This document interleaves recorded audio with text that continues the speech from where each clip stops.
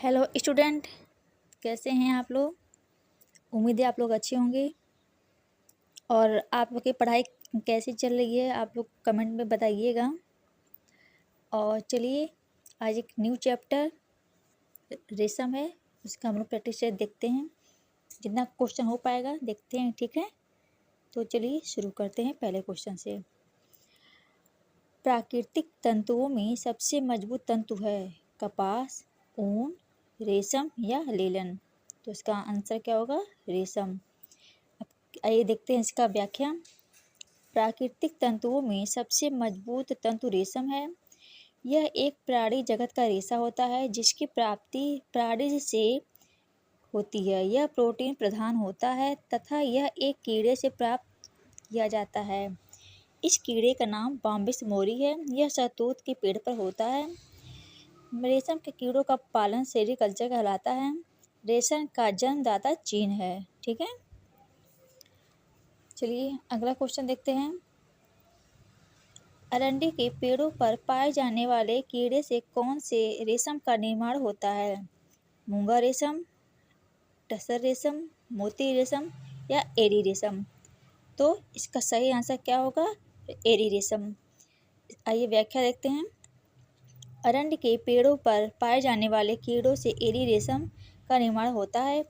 अरंडी के पौधे छत्तीसगढ़ में बहुतायत से प्राप्त होते हैं और इसमें रेशम पालन एरी की अच्छी संभावना छिपी है। छत्तीसगढ़ में इसी तरह शहतूत के पौधों पर कोसा कृमि पालन का कार्य किया जाता है। ये रेशम कीट अपने जीवन को बनाए रखने के लिए सुरक्षा कवच के रूप में कोकून का निर्माण करते हैं। छत्तीसगढ़ के रायपुर के कसारे पन्निया सिल्क मिल्क में एरी सहित विभिन्न प्रजाति के पौधों से प्राप्त कोकूनों से आधुनिक मशीनों के माध्यम से उत्कृष्ट कोटि के रेशम धागे बनाने का कार्य किया जाता है। ठीक है बस, ये बहुत इंपॉर्टेंट है, इसको आप लोग ध्यान से देखिएगा, ठीक है। चलिए अगला क्वेश्चन देखते हैं। रेशम के तंतुओं पर निम्न में से किसका प्रतिकूल प्रभाव पड़ता है। अम्ल का, क्षार का, अम्ल क्षार दोनों का या उपयुक्त में से कोई नहीं। तो क्षार का प्रभाव पड़ता है। आइए देखते हैं। रेशम के तंतुओं पर क्षार का प्रतिकूल प्रभाव पड़ता है। क्षार दाग धब्बे छुड़ाने हेतु प्रयोग में लाया जाता है। रेशम रंगों के प्रति सादृश्यता होता है, इसके लिए अम्लीय रंगों का प्रयोग किया जाता है। रेशम का रंग आसानी से चढ़ता है तथा पक्का होता है। विरंजक हेतु हाइड्रोजन पेरोक्साइड का प्रयोग किया जाता है, परंतु तीव्र विरंजक जैसे क्लोरीन, सोडियम हाइपोक्लोराइड आदि का प्रयोग नहीं किया जाता है। रेशम पर पसीने का प्रभाव बुरा पड़ता है। रेशम पसीने वाले स्थान पर कमजोर एवं बदरंग हो जाता है, ठीक है। चलिए अगला क्वेश्चन देखते हैं। रेशम के भौतिक गुण निम्नलिखित हैं। मतलब रेशम के भौतिक गुण इनमें से कौन कौन से हैं। चिकना सूत्र है, संयत दीर्घीकरण है, उच्च सघनता है या दोबारा कम नमी पाना होता है। Option A B, option B C, option C D और ऑप्शन डी ए डी। तो इसका सही आंसर होगा ए और बी। रेशम के भौतिक गुण होते हैं चिकना सूत्र एंड संयत दीर्घीकरण, ठीक है। चलिए अगला क्वेश्चन देखते हैं। रेशम के धागे के उत्पादन के लिए कोआ, जिसको कोकून कहते हैं, के प्रसंस्करण के चरणों को सही क्रम में व्यवस्थित कीजिए। ठीक है, तो ये आपका ऑप्शन है, ठीक है। तो चलिए देखते हैं, तो इसका आंसर होगा सी। चलिए, रेशम के धागे के उत्पादन के लिए कोकून प्रसंस्करण के चरणों का सही क्रम है। पहला होगा छटाई करना, जिसको सॉर्टिंग कहते हैं इंग्लिश में। दूसरा होगा रील बनाना, जिसको रीलिंग कहते हैं इंग्लिश में। तीसरा थ्रोइंग होता है। चौथा कताई, गोद छुड़ाना और भाड़ वेटिंग, ठीक है। चलिए अगला क्वेश्चन देखते हैं। फिलामेंट कोष डुपियन नाइल किसके प्रकार हैं। कपास के, लेलन के, ऊन के या रेशम के। तो फिलामेंट कोष डुपियन नाइल ये सब रेशम के प्रकार हैं, ठीक है। फिलामेंट कोष डुपियन नाइल आदि रेशम के प्रकार हैं। रेशम अपनी अनोखी चमक, अलौकिक सुंदरता, अद्वितीय आकर्षक कोमलता, मजबूती, दृढ़ता, लोच, सुंदर ढंग से लटक, नमनीयता, अद्भुत चिकन प्रतिरोधकता एवं विलक्षण गुणों के इसका कारण संपूर्ण विश्व में प्रसिद्ध है। रेशम को सभी वस्त्रों की रानी कहलाने का गौरव प्राप्त है, कहा जाता है। मतलब यह एक प्रोटीन रेशा है जो रेशम के कीड़े से प्राप्त होता है, और ये वही है पत्तियों पर होता है। ठीक है, अगला क्वेश्चन देखते हैं। रेशम के कीड़े की सबसे निष्क्रिय अवस्था प्यूपा, लार्वा, कोकून या कीड़ा? तो इसका आंसर क्या होगा? कोकून। रेशम के कीड़े की सबसे निष्क्रिय अवस्था कोकून की अवस्था होती है। इस अवस्था में कीड़े लगातार लाल स्रावित करने लगते हैं। उसके मुख के पास 2 ग्रंथियां होती हैं जिनके छिद्रों से तरल पदार्थ के रूप में लार निकलती है जो वातावरण में सूखती है। सूखने के बाद ये आपस में सट जाते हैं, जिन्हें प्यूपा शीघ्रता से अपने शरीर पर लपेटते हैं, और 24 घंटे में ही कीड़े इतने अधिक लार स्रावित करते हैं कि ये स्वयं उसी में छिप कर अपने ऊपर सेरिसिन की सफ़ेद कोट बना लेते हैं। ये एक प्रोटीन होता है। ठीक है, सेरिसिन एक प्रोटीन है।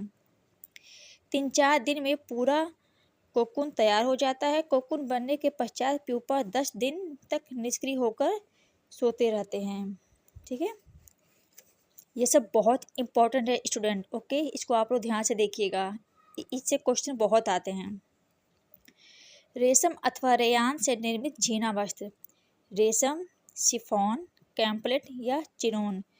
तो रेशम अथवा रेयान से निर्मित झीना वस्त्र शिफॉन है। रेशम को सभी वस्त्रों की रानी कहलाने का गौरव प्राप्त है। रेयान की खोज 19वीं शताब्दी का वैज्ञानिक चमत्कार है। इसे कृत्रिम रेशम कहते हैं। यह मानव द्वारा निर्मित पहला रेशा है। ठीक है, कौन सा? शिफॉन। अगला क्वेश्चन देखते हैं।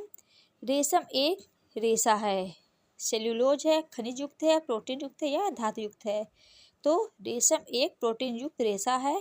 रेशम के कीड़े के मुख्य ग्रंथियों से निकली लार है जो वातावरणीय हवा में सूख कर रेशा बन जाता है। अतः रेशम के कीड़ों को पालना सेरीकल्चर कहलाता है। रेशम उत्पादन की पहली प्रक्रिया है। रेशम के कीड़े का जीवन काल 2 माह का होता है। इसी अल्पावधि में यह 4 अवस्थाओं से तैयार होकर गुजरता है। ये अवस्था निम्नलिखित हैं। पहले अंडा, फिर लार्वा, फिर प्यूपा, फिर कीड़ा। ठीक है, चलिए अगला क्वेश्चन देखते हैं। OBA में मुफ्त सल्फर समूह होते हैं और मुख्य रूप से रेशम और ऊन को उज्ज्वल करने का काम करते हैं। OBA का परिवर्णी शब्द क्या है? ठीक है, तो option A oriental bleach agent, option B optical brightening agent, option C ozone brightening agent, और option D oxygen bleaching agent. तो OBA में तो इसका राइट आंसर होगा डी। OBA में मुक्त सल्फ समूह होते हैं और मुख्य रूप से रेशम और ऊन को उज्ज्वल करने का काम करते हैं। OBA का परिवर्णी शब्द ऑक्सीजन ब्लीचिंग एजेंट है। ठीक है, चलिए अगला क्वेश्चन देखते हैं। रेशम उतना ही लचीला होता है जितना कि ऊन। इसका कारण है रेशम के रेशों में 16 कड़ियाँ भी होती हैं। ऑप्शन ए और आर दोनों सही है। ऑप्शन बी ए और आर दोनों गलत है। ऑप्शन सी ए सही है परंतु आर गलत है, और ऑप्शन डी ए गलत है परंतु आर सही है। तो चलिए इसका देख लेते हैं व्याख्या। बी यानी ए और आर दोनों गलत है। कैसे, आइए देखते हैं। ऊनी रेशम सिकन प्रतिरोधी होते हैं, अतः इनमें सिकन नहीं पड़ती। इनमें प्रतिस्कंदता एवं प्रत्यास्थता का अद्भुत गुण विद्यमान रहता है, जिनके कारण कुचलने के पश्चात भी पूर्ववत बने रहते हैं। ऊनी वस्त्र को मुट्ठी में दबाकर पुनः छोड़ देने से इस गुण को परखा जाता है। रेशम में ऊन से कम लचीलापन होता है। ठीक है, चलिए अगला क्वेश्चन देखते हैं। डैश रेशे बाल के जलने की बदबू देते हैं। फ्लेक्स, प्रोटीन, नायलॉन या रेयॉन? तो इसका आंसर क्या होगा? प्रोटीन। प्रोटीन रेशे बाल के जलने की बदबू देते हैं। ऊन एवं रेशम प्राकृतिक रेशे हैं जो प्रोटीन के बने होते हैं। इस कारण इनमें कई प्रकार की समानताएं पाई जाती हैं। ये दोनों ही रेशे जांतव रेशे यानी एनिमल फाइबर कहलाते हैं, क्योंकि ये जानवरों से प्राप्त होते हैं। ऊन मुख्यतः भेड़ से तथा रेशम कीड़े से प्राप्त होता है। ठीक है, चलिए अगला क्वेश्चन देखते हैं।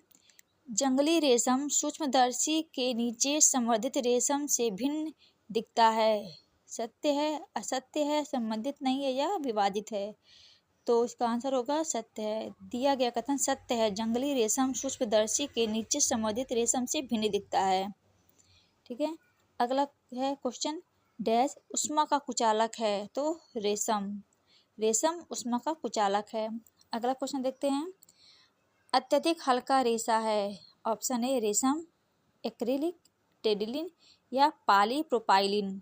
तो इसका आंसर होगा रेशम, अत्यधिक हल्का रेशा है। सबसे हल्का रेशा रेशम है। रेशम का रेशा प्राप्त करने के लिए किए जाने वाले कोकून के उत्पादन को सेरीकल्चर कहा जाता है। रेशम के कीट शहतूत के पेड़ पर पाए जाते हैं। सेरीकल्चर में रेशम के कीट के जीवन चक्र की सभी चारों अवस्थाएं महत्वपूर्ण होती हैं।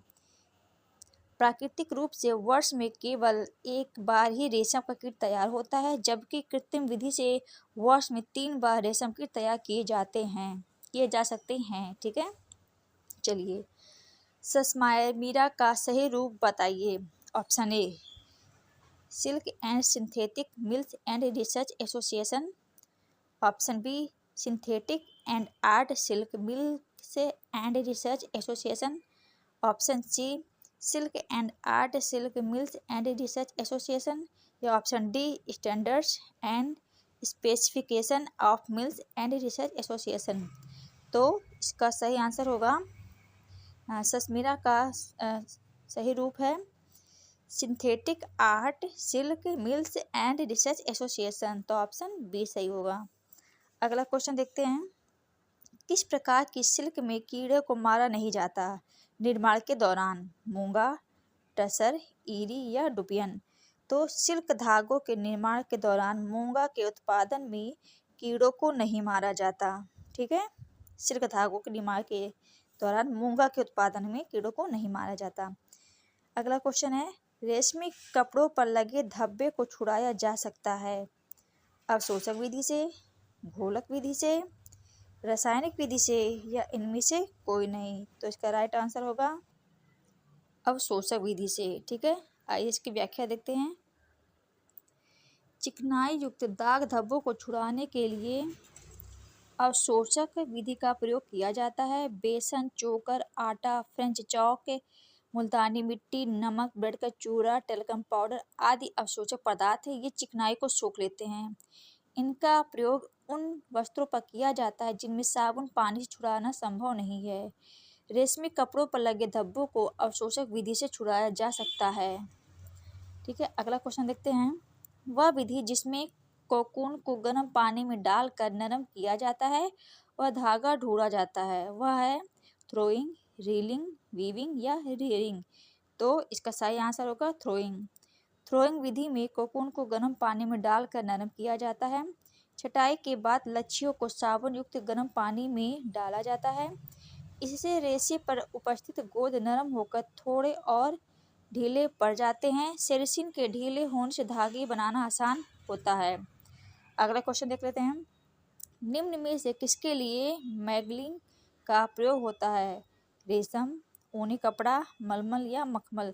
तो मलमल के लिए मॉगलिंग का प्रयोग किया जाता है। अगला क्वेश्चन लंबे तंतु को क्या कहते हैं? Stable fibre, elongation fibre, filament fibre या ब्लेंडेड फाइबर। तो लंबे तंतु को फिलामेंट फाइबर कहते हैं। ये तो अब तक आप लोग को सभी लोग को एकदम जुबान पे हो गया होगा। ये वे अविरल लंबाई के होते हैं। प्राकृतिक रेशों में सिल्क फिलामेंट रेशा होता है जिसकी लंबाई 1200 से 4200 मीटर होती है।